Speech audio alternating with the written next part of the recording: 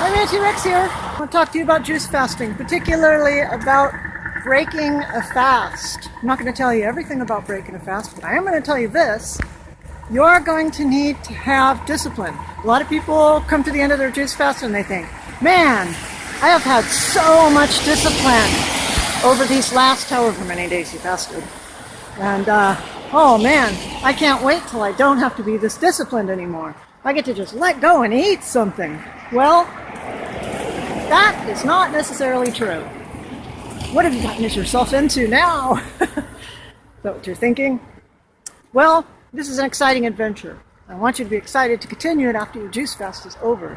Now, the first thing you need to remember is when you break your fast, do not bite your cheek or your tongue. That is something that has happened to me so many times when I break my fasts. Like, oh wow, this is great. We've been eating all our lives and chewing all our lives, and for some reason we get really bad at it because we haven't done it for, especially if you've gone 30 days. But so we get excited, and I think the combination of the excitement and not having done it for so long makes us bite our cheek. I've bit my tongue, my cheek. It's terrible. So you need to go slow, and you need to chew your food. You just don't want to get so excited that you end up wolfing down your food and swallowing it before it's chewed.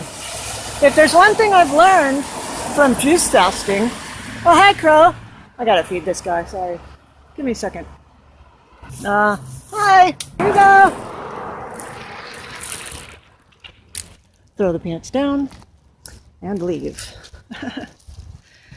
If there's one thing I've learned through juice fasting, like I was saying, it's that I never chewed my food enough all those years. I literally would chew my food like 2 or 3 times and then gulp. Made me feel so good. I was devouring my food. That's not a good idea, because first stage of digestion is getting the saliva mixed with it and grinding it up. I mean, you don't have teeth in your stomach, okay? Shoot, it's really starting to rain. Let me get under a tree. I will not be stopped. Gotta get this stuff out to you guys, man. Going slow and chewing your food is important for the rest of your life, not just for that day when you're breaking your fast, okay? Try to realize also, if you go to the huge, ridiculous portions that are typical for most people, it's gonna be too much food for you. Eat a third of that. We do not need a lot of food to survive. That is one thing I'm going to tell you I learned when I did juice fasting. I have a holistic doctor. I fired all my regular doctors. The word doctor brings up so many problems for me. I've had such a bad experience with doctors, so much invalidation.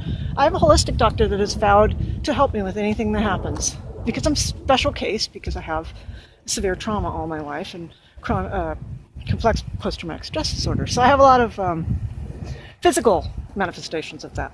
So she's a really good doctor. She turned me on to this book called The Fasting Diet by Dr. Stephen Bailey. And I highly recommend it. This is a book by a doctor in Portland. So cool. He's a cool guy because after I read his book, I actually emailed him. And he emailed me right back. I was like, whoa, what doctor does this? Anyways, I highly recommend you looking him up, checking him out, read the book, because it's so well written and it's so easy to understand, and it just gives you all these moments of, what? Oh, that totally makes sense. It talks about how the digestive system actually works in a way that you can understand. I'll let you guys read it for yourself. If you can get it, definitely get it. It's called The Fasting Diet by Dr. Stephen Bailey. Dr. Joel Fuhrman is an amazing guy. I went and saw a few of his talks, and he is incredible. Any of his books, Eat to Live, all that stuff, definitely look at those. When you break your fast, please go slow, please be careful, please don't go back to your old ways. You worked so hard. Live your life in a state of control and self-discipline. Don't just let fly. because you've worked so hard and you've seen what raw, fresh fruits and vegetables do for you by drinking the juice and removing all the other crap from your diet. So you've come this far and you've made these realizations. Do not take steps backwards. And if you do, quickly correct it. You know, everybody messes up sometimes. And I'm not going to say that's okay. I'm going to say when you make a mistake and you backslide, look at it, catch yourself. Try not to ever do it in the first place by remaining aware. But if you do, look at it, admit it, say this is not what I want. Why did I do this? And what can I do to change it, to do something beneficial towards what I'm trying to really achieve? And then go for it with a new start. Think of it as a fun adventure. Look at what you're achieving, not what you're not achieving. But also don't justify things to yourself and say, it's okay, everybody makes mistakes, I'm fine. No. See, that's the mistake a lot of people make. They make allowances in their life, and they figure out ways to justify it. Don't get into that trap. So we're getting close to breaking the fast. I think I'm going to go see my dad on Halloween. That's an hour and a half away. And I'm going to take a bus because I don't have a car. It's kind of going to be a rough trip because it's kind of rainy right now. I don't know where I'll be when we break the fast. I think I'm going to break the fast the night before Halloween. And of course, we're going to do that live for those of you who actually went through the whole thing with me. Anyways, I could ramble on all day because I just love to talk to you guys. But I'll see you guys later.